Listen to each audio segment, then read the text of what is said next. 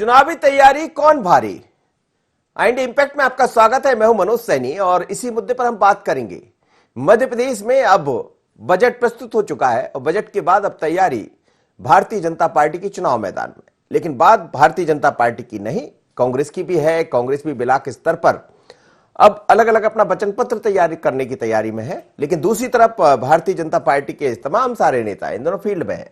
और बड़ी बात यह है कि अब तो प्रभारी भी नियुक्त कर दिए हैं कि हर नगर पालिका नगर निगम का प्रभारी, जिले का प्रभारी कौन होगा, जो ये तैयारी को आगे बढ़ाएगा और समझेगा कि कौन मुफीद प्रत्याशी है जिसके ऊपर भारतीय जनता पार्टी दांव लगा पाए। दूसरी तरफ हम कांग्रेस की बात करें तो कांग्रेस ने भी ये कहा है, लेकिन कांग्रेस में बहुत सारी चीजें नजर आ रही है, तमाम तरह की बातें कही जा रही है। क्योंकि अभी तो एक नया मसला चुनाव पार्षद के रूप में जब हमने देखा कि पूर्व पार्षद को शामिल कर लिया तो उस पर बवाल खड़ा हो गया। तो कांग्रेस के अंदर ही कई धड़े दिखाई दे रहे हैं। भाजपा ने 54 नगरीय निकाय पर चुनाव प्रभारी घोषित किए, 16 नगर निगम में भी प्रभारी घोषित कर दिए हैं। कृष्ण मोहन को भोपाल और शंकर ललवानी को इंदौर का प्रभार सौंपा है। अधिकतर जगह शहर के बड़े नेता को ही जिम्मेदारी सौंपी गई। प्रत्याशी के चयन उनके संगठन के बीच कड़ी का काम करेंगे। बीजेपी त्रिशूल के जरिए 50% से ज्यादा वोट बटोरने की तैयारी इस मिशन के जरिए बिखरे हुए वोटरों को संभालेगी भी। बीजेपी सरकार की योजनाओं को जनता तक पहुंचाने का काम भी होगा। पिछले निकाय चुनाव में बीजेपी को मिली थी बड़ी जीत, सभी 16 नगर निगम बीजेपी के कब्जे में थे। इस बार बीजेपी अपना पिछला प्रदर्शन दोहराना चाहती है और साथ ही यह भी नजर आ रहा है कि बीजेपी अनुसूचित मोर्चा की राष्ट्रीय कार्यकारिणी भी गठित हो गई है। लाल सिंह आर्य ने अध्यक्ष बनने के 5 महीने बाद अपनी टीम घोषित कर दी है। तो अब टीम घोषित हो रही है और तमाम तरह की जिम्मेदारियां सौंप दी गई। बीजेपी कांग्रेस दोनों की तैयारी है। इस वक्त मेरे साथ वरिष्ठ पत्रकार जयराम शुक्ल जी जुड़ रहे हैं, साथ ही उमेश शर्मा रहेंगे, प्रवक्ता भारतीय जनता पार्टी के, अजीत भदौरिया प्रवक्ता कांग्रेस के। और सीधे चलते हैं हम, इस समय जयराम शुक्ल जी मेरे साथ जुड़ रहे हैं। सर, क्या कहेंगे? दो तरह की तैयारियां दिखाई दे रही है। एक तो भारतीय जनता पार्टी ने हर जिले के प्रभारी नियुक्त कर दिए हैं, दूसरी तरफ कांग्रेस भी अपनी बात कर रही है। वो ये कह रही है कि अब हम ब्लॉक के स्तर पर अपना वचन पत्र तैयार करेंगे, घोषणा पत्र तैयार करेंगे। घोषणा पत्र तैयार हो जाएंगे, लेकिन तैयारी का क्या होगा? ऐसा है कि ये तो चुनावी कर्मकांड है। हर चुनाव में इस तरीके की तैयारी अपने अपने हिसाब से प्रत्येक दल करते हैं। सबसे महत्वपूर्ण, खास तौर पे नगरीय निकाय या पंचायत चुनाव में सबसे महत्वपूर्ण पार्टी संगठन का अनुशासन होता है, क्योंकि नगरीय निकाय चुनाव मैन टू मैन होते हैं। तो जिसके पास संगठन की ताकत है वो इसमें आगे रहेगा। कांग्रेस के इस समय बहुत अच्छे दिन चल नहीं रहे। अभी हाल में जो एक विवाद हुआ और कमलनाथ जी के नेतृत्व को लेकर एक हर कोने से आवाज जो उठ रही है, तो मुझे लगता है कि इसका असर नगरीय निकाय चुनाव में पड़ेगा, क्योंकि ये स्वर और तेज होगा। एक तो राष्ट्रीय स्तर पे वो G23 का एक गुलाम नबी आजाद, आनंद शर्मा, कपिल सिब्बल का वो चल ही रहा। दूसरा, मध्य प्रदेश में उसी अंदाज में एक शुरू हो गया, माणिक वर्मा, अरुण यादव, मीनाक्षी नटराजन और ये सब चीजें। तो ये सब चीजें असर डालेंगी आने वाले उस पे, क्योंकि अभी भी जो आयोजन हो रहे हैं वो भी मतलब गुटीय दृष्टिकोण से ओतप्रोत है। तो कांग्रेस के लिए तो मुझे बहुत मुश्किल वक्त लग रहा है ये नगरीय निकाय का चुनाव। हाँ, कांग्रेस के वो कार्यकर्ता, वो नेता जो जमीनी स्तर पे काम करते रहे, वो अपने दमखम पे, अपने स्तर का उनका जो जनसंपर्क या जो संगठन है उसके दमखम पर वो एक अच्छी लड़ाई लड़ सकते हैं और निर्णायक स्थिति तक पहुंचा सकते हैं। जी, भारतीय जनता पार्टी का तो वो तो मैं अक्सर कहता हूं कि चुनाव जीतने के दूसरे दिन से ही वो फिर से इलेक्शन मोड में हो जाते हैं। या लोकसभा का चुनाव हो, या विधानसभा का हो, या नगरीय निकाय का चुनाव हो, वो तो रोज चुनाव लड़ने की तैयारी के अंदाज में ही रहते हैं। तो मुझे लगता है कि भारतीय जनता पार्टी में और कसावट आएगी, इसलिए कि संगठन इस समय पिछले 10 वर्षों के मुकाबले सबसे प्रभावी है और एक मतलब ऐसा नहीं लगता कि सत्ता का पिछलक्कू है। तो इसलिए उन कार्यकर्ताओं को भी मौका मिलेगा जो कि हाशिए पर पड़े थे और लेकिन अच्छे संगठक थे। तो मुझे लगता है यही स्थिति बनने वाली है। ठीक सर। उमेश शर्मा जी, भारतीय जनता पार्टी ने हर जगह अपने प्रभारी नियुक्त कर दिए हैं और हालांकि चुनाव की तारीख अभी तय नहीं है कि चुनाव कब होंगे, लेकिन आप हमेशा चुनावी मूड पर भी रहते हैं। पर यह तैयारी माना जाए कि बीजेपी बहुत तेजी से आगे बढ़ रही है इस तरफ कि अपनी तैयारियां तो पूरी कर ली जाए। चुनाव प्रभारी नियुक्त हो गए हैं, बीडी शर्मा एक राउंड लगा लिए हैं, शिवराज जी उससे पहले मिल लिए लोगों से, कई नगर निगमों में होकर आ गए। तो क्या बीजेपी इस तरफ तेजी से बढ़ रही? मनोज जी, भारतीय जनता पार्टी की अपनी एक कार्य पद्धति है और उस कार्य पद्धति में चूंकि हमारा संगठन जो है वह कैडर बेस्ड संगठन है, एक विचार आधारित राजनीतिक संगठन है।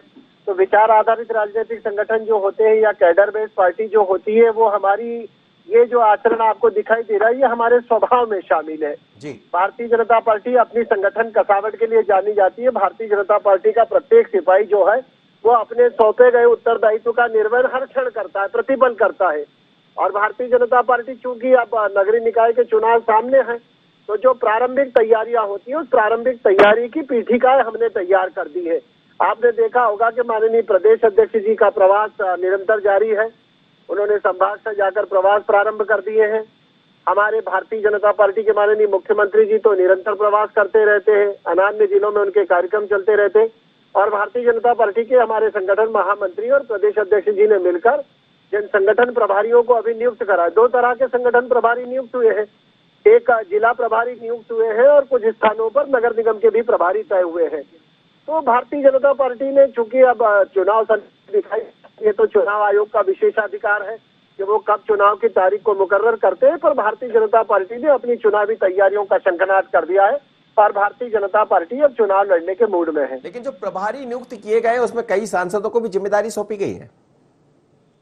प्रभारी के पीछे का अभिप्राय ये होता है कि जिसका प्रभाव हो, और चूंकि सांसद जो होते हैं वो अभी एक बड़ी विजय दर्ज करा कर आए हैं, कमोबेश जितने सांसद हैं। अब जैसे मैं इंदौर का उदाहरण दूं, हमारे माननीय शंकर ललवानी जी हैं, जिला प्रभारी भी वही नियुक्त हुए हैं, नगर निकाय के प्रभारी भी वही नियुक्त हुए हैं और उन्होंने इंदौर के संसदीय इतिहास की सबसे बड़ी विजय दर्ज कराई है। 5.5 लगभग वोटों से वो जीते हैं।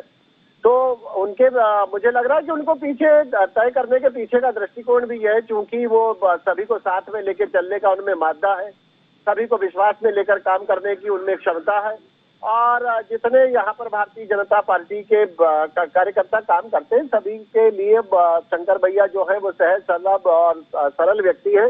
तो उनके नेतृत्व में मुझे लग रहा है कि हम लोग जो है वो बहुत ज्यादा सहजता के साथ चुनाव काम कर पाएंगे। तो सांसदों को तय करने का कारण ये कि तो उनका अनुभव है, अनुभव इस दृष्टि से भी है कि वो अभी चुनाव जीत कर आए हैं। 1.5-2.5 साल पहले उनका चुनाव उन्होंने जीता है, पूरी लोकसभा क्षेत्र को उन्होंने देखा है। तो जिला स्तर के जितने मतदाता हैं या जिला स्तर के जितने कार्यकर्ता हैं या जिले का क्या स्वभाव है राजनीतिक दृष्टिकोण से, राजनीतिक पल्स क्या है, ये मुझे लग रहा है कि सांसदों को बहुत ज्यादा भलीभांति ज्ञात है। तो इसलिए मुझे लग रहा है कि कई जगह सांसद बंधुओं को भी जिम्मेदारी सौंपी गई। अजीत भदौरिया जी, क्या तैयारियां हैं? मामला निपट गया जिस तरह से ग्वालियर का जो मसला मचा हुआ था? अभी तो पार्टी के अंदर ही कई धड़े दिखाई दे रहा है एक मसले पर। नहीं मनोज जी, कोई धड़ा नहीं है। कांग्रेस संगठन पूरी तरीके से तैयार है, कमरबद्ध है बिल्कुल। आप देखिए कि 1 महीने पहले ही हमारे यहाँ सारे प्रभारियों के, नगर पंचायत से लेकर नगर निगम के सारे प्रभारियों को नियुक्त कर दिया गया है। उन प्रभारियों ने शॉर्ट लिस्टेड भी कर लिया है, वार्ड पार्षदों से लेके अध्यक्ष और महापौर के प्रत्याशियों को, और उनकी जल्दी। और आदरणीय कमलनाथ जी ने ये पहली बार व्यवस्था की है कि स्थानीय नेतृत्व ही स्थानीय स्तर पे एक कमेटी बना के स्थानीय नेतृत्व को अधिकार दे दिया कि वो स्थानीय स्तर पर ही सारे टिकटों का फाइनल करके सिर्फ मोहर लगवाने को सूची भोपाल भेजी जाएगी। बाकी एक कमेटी संगठन करके पूरी तैयारी है। मनोज जी, लोगों ने तो नेतृत्व पर भी सवाल खड़े कर दिए, जिन कमलनाथ जी का जिक्र कर रहा है उन्हीं पर सवाल खड़े कर दिए। किसने नेतृत्व में सवाल कर दिए? किसी नेतृत्व ने सवाल नहीं खड़े कर दिए, बल्कि भारतीय जनता पार्टी में अभी ग्वालियर में 2 पार्षद के परियोजनों में, भावी पार्षद के परिजनों में किस तरीके से जूतम पैजार हुई, पूरे सब लोगों ने देखा है इस चीज को। और कार्यालय के अंदर हुई है जाके। यादव जो लिख रहे हैं उसके लिए क्या कहें? कौन लिख रहे हैं? मानक अग्रवाल, अरुण यादव तो खुलकर बोल रहे हैं। तो लोकतंत्र है, पार्टी के अंदर जिंदा आप करें तो लोकतंत्र है और वहां हो रहा है तो जूतम पैजार। नहीं, जूतम पैजार तो उसकी दृष्टि में आता है अनुशासनहीनता की, मारपीट हो कार्यालय के अंदर। परंतु आप देखिए कि कि जिस तरीके से ये अपनी अब बात उठा रहे हैं कि भाई एक विषय है कि जो लोग गोडसे की विचारधारा को अपनाते थे, उन्होंने गोडसे की विचारधारा को त्याग के गांधी जी की विचारधारा को अपनाया है। तो वो लोग आ रहे हैं, उस पर विचार मंथन चल रहा है, मतलब सब कुछ ठीक है। सब कुछ ऑल इज वेल। चलिए, मेरे साथ जयराम शुक्ला जी जुड़ रहे। सर, यदि वर्तमान में जैसा आप जिक्र कर रहे थे, बात कर रहे थे, चुनावी तैयारी कौन भारी, तो स्वाभाविक रूप से अभी तो भारतीय जनता पार्टी दिखाई दे रही है, लेकिन कल बजट भी आया, बजट में भी हम देखें तो नगर और ग्राम दोनों को साधने का प्रयास भी किया गया, तो दोनों तरह की तैयारी है, सरकार की तरफ से भी और संगठन की तरफ से भी।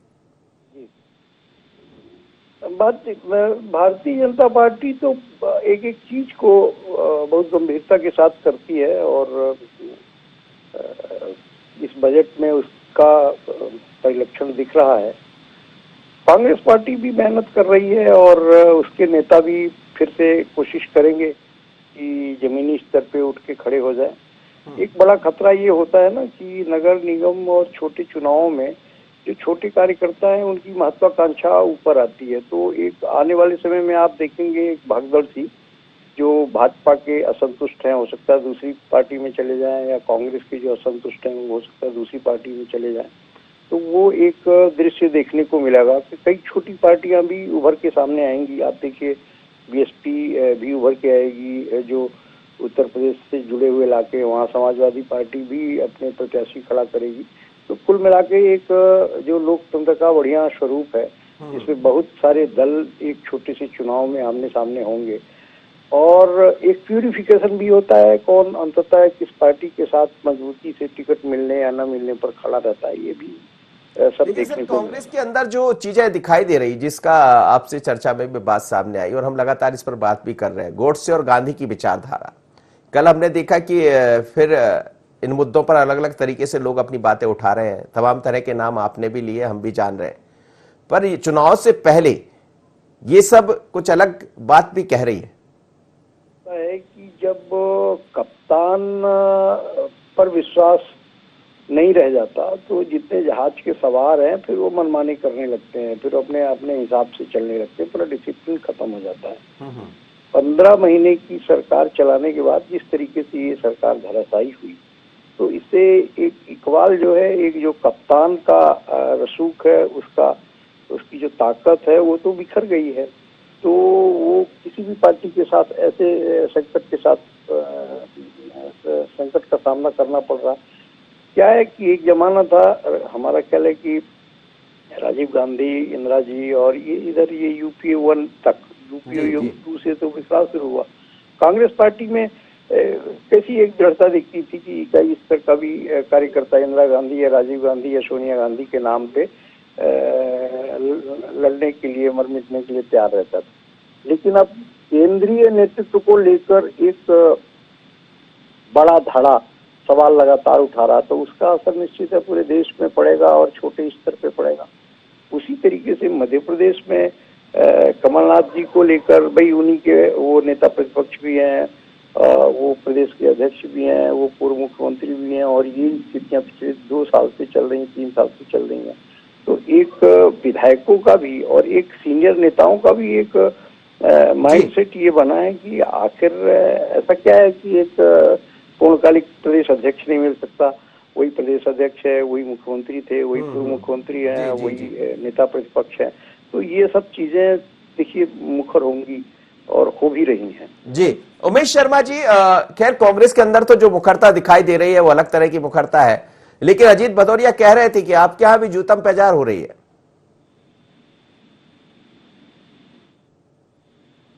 उमेश जी, अजीत भदौरिया जी कुछ सवाल जयराम शुक्ला साहब भी कह रहे थे कि नेतृत्व को लेकर सवाल इसलिए भी उठ रहा है कि एक व्यक्ति सारे पद, अब धीरे धीरे कर कहीं ना कहीं मुखरता तो दिखाई देगी, लेकिन नगरीय निकाय चुनाव से पहले ये मुखरता आगे चलकर परेशानी खड़ी करेगी आपकी। देखिए, आदरणीय कमलनाथ जी ने पूरी जिला स्तर पे ही नेतृत्व प्रदान कर दिया नगरीय निकाय चुनाव के लिए। स्थानीय स्तर का चुनाव है, छोटे कार्यकर्ताओं का चुनाव है, तो छोटे स्तर पर ही उसको फाइनल कर लिया जाए। इसलिए उन्होंने जिला स्तर पर ही कमेटियां गठित करके सब लोगों को उसमें प्रतिनिधित्व देके सदस्य बना के ये जिम्मेदारी दे। जहाँ तक बात आप कर रहे हैं कि सब, अब प्रश्न तो शिवराज सिंह जी पर उठना चाहिए कि भारतीय जनता पार्टी के अंदर केवल शिवराज सिंह जी हैं जो 4-4 बार मुख्यमंत्री पद की शपथ लेंगे और कोई नेतृत्व नहीं है, और वो लोग हैं जो आयातित हैं, खरीदे बिक्री करके आए हुए हैं, उन्हीं लोगों को मंत्री पद की शपथ दिलाई जाएगी जो 5-5, 6-6 बार के विधायक भारतीय जनता पार्टी तो आए हैं। तो भारतीय जनता पार्टी का मूल कार्यकर्ता परेशान है, वो अपने आप को व्यथित महसूस कर रहा है। बार बार मंत्रिमंडल का विस्तार हो रहा है, निगम मंडलों से सिर्फ आयातित लोगों को उपकृत किया जा रहा है। तो भारतीय जनता पार्टी का कहाँ कैडर रह गया, कहाँ विचार रह गया भारतीय जनता पार्टी? तो विचारहीन, शून्य विचार वाली भारतीय जनता पार्टी हो गई, मौका परस्त भारतीय जनता पार्टी हो गई। ये खरीद फरोख्त वाली, जिस तरीके से लोकतंत्र और संविधान की हत्या करके लगातार भारतीय जनता पार्टी अपने अस्तित्व को जिंदा रखने का प्रयास कर रही है। जिन जिन राज्यों में नकारी जाती है उन राज्यों में धनबल के सहारे भारतीय जनता पार्टी खरीद फरोख्त करके अपने अस्तित्व को बचाने का प्रयास कर रही है। देश के गर्त में ले जाने की दिशा में उठाए गए भारतीय जनता पार्टी के कदम है। आप देखिए आज पेट्रोल, डीजल, गैस, रसोई कितनी महंगाई चले, बेरोजगारी चरम पे है, इस पे चर्चा नहीं होती, परंतु आम जनमानस आज बहुत व्यथित है। आदरणीय मनोज जी, आप आने वाले समय में देखिए, अगर ईवीएम मैया की कृपा नहीं हुई भारतीय जनता पार्टी के ऊपर तो निश्चित रूप से पंजाब में आप जीत गए तो वहां ईवीएम नहीं चली, और गुजरात में जीत गए तो ईवीएम चल गई। नहीं, पंजाब ईवीएम चल गई ना चल गई वो तो ये लोग प्रैक्टिकल करते हैं ना अपनी असलियत देखने के लिए कि कहाँ पे छोड़े, कहाँ जनता का क्या मूड है, तो वो सब चीजें चलती हैं। फिर उन्होंने देख लिया पंजाब में डिफीट मिल गई तो उन्होंने गुजरात में अपने आप को संभाल लिया। अच्छा, तो ये सब चीजें चलती हैं इनके साथ। जयराम शुक्ल साहब, क्या, चलिए मैं सर से पूछ लेता हूं सर, क्या अभी भी ईवीएम का मुद्दा जो है वो गर्माता रहेगा? दिग्विजय सिंह अलग, उनको हालांकि एक अलग जिम्मेदारी दे दी है दूसरे राज्यों की, पर सवाल ये भी है कि ईवीएम का जब देखो तब मुद्दा आ जाता, और चुनाव से पहले यदि ईवीएम का ही रोना रोते रहे तो क्या इससे काम बन जाएगा? नहीं, देखिए ये तो दोनों पार्टियों के साथ ही ग्रंथि है। ईवीएम पर पहला सवाल उठाने वाली तो भारतीय जनता पार्टी रही है। जीवीएल नरसिंहा राव ने ईवीएम कैसे टेम्पर्ड होती है इस पर किताब ही लिखी।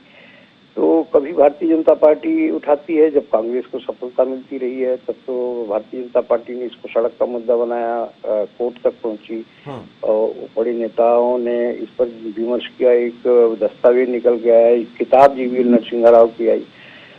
तो अब बीजेपी को सफलता मिलने लगी तो कांग्रेस यही सवाल उठाने लगी। तो ये तो देखिए क्या है कि आत्मबल जब टूट जाता है तो फिर दुनिया भर के और दूसरे बहाने ढूंढने लगते हैं। अभी पिछले चुनाव में मध्य प्रदेश को छोड़ दे तो मध्य प्रदेश में भी हार गई थी भारतीय जनता पार्टी। तो मतलब पिछले चुनाव में भी ईवीएम से हुए थे, जब मध्य प्रदेश में, छत्तीसगढ़ में, राजस्थान में कांग्रेस को सफलता मिली थी तो इसी ईवीएम में चुनाव हुए थे। तो उसी तरीके से होते हैं। तो इसलिए अब वो कोई बड़ा इशू नहीं है, मतलब वो मूर्खतापूर्ण इशू है। यदि कोई ईवीएम पर संदेह करता है और उस पे चूंकि सुप्रीम कोर्ट या जो चुनाव आयोग, मैं लौट रहा हूं सर, आपके पास लौट रहा हूं। उमेश शर्मा मेरे साथ जुड़ गए। उमेश जी, सवाल यही है कि भारतीय जनता पार्टी अपनी तैयारी में लगी है, जैसा आप भी कह रहे थे, लेकिन कई जगह जूतम पैजार की नौबत भी आई है, ऐसा अजीत भदौरिया कह रहे हैं, और फिर सवाल वही आ गया कि जहां जरूरत पड़ेगी वहां ईवीएम का आप लोग इस्तेमाल कर लेंगे। कैसी तैयारी? नहीं, भारतीय जनता पार्टी में तो कभी भी जूतम पैजार जैसी स्थिति का निर्माण नहीं होता। ये तो वो संगठन है जहाँ बैठक के पहले ये तक तय करा जाता है कि पदवेश उतार के कहाँ पे रखना है। तो भारतीय जनता पार्टी की तो अपनी एक कार्य पद्धति है, यहाँ जूतम पैजार जैसी स्थिति कभी निर्मित हो ही नहीं सकती है। और जो दूसरा आपका प्रश्न है मनोज जी की, भारतीय जनता पार्टी अपनी तैयारी में हम लोग आगे बढ़े हुए हैं, और चूंकि अभी चुनाव की तिथि का निर्धारण नहीं हुआ है, जिस समय चुनाव की तिथि का निर्धारण होगा आप देखेंगे कि भारतीय जनता पार्टी के उम्मीदवार भी आसानी से और सहजता से तय होंगे। और स्वाभाविक रूप से एक बड़ा राजनीतिक संगठन है, बड़े राजनीतिक संगठन के अंदर ये स्वाभाविक होता है कि समान क्षमता, समान योग्यता और समान सामर्थ्य वाले एक एक वार्ड में 10-10, 5-5 कार्यकर्ता होते हैं।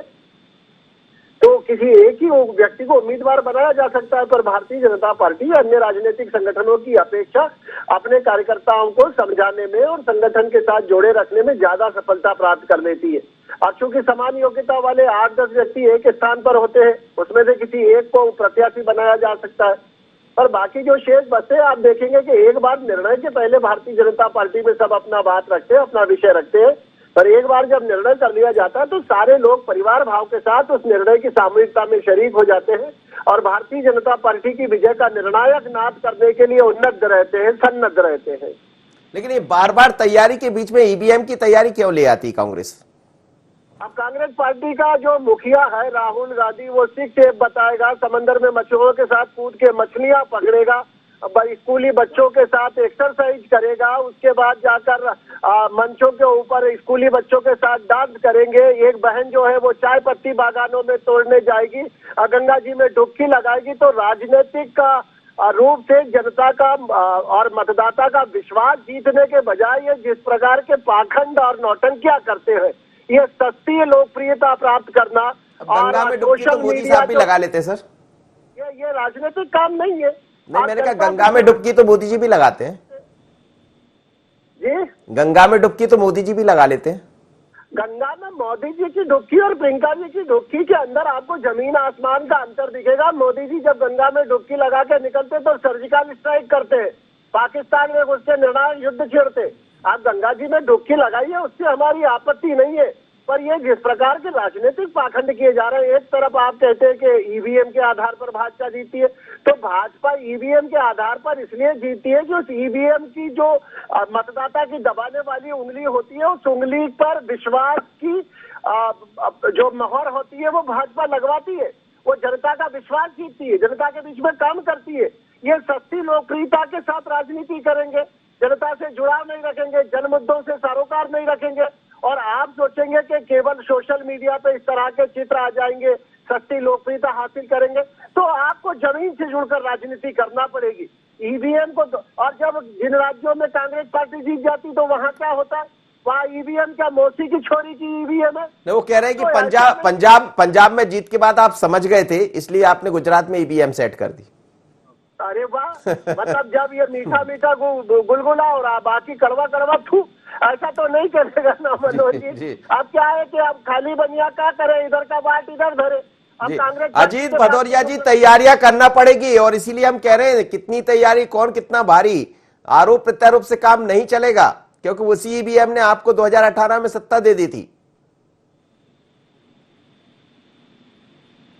अजीत भदौरिया जी,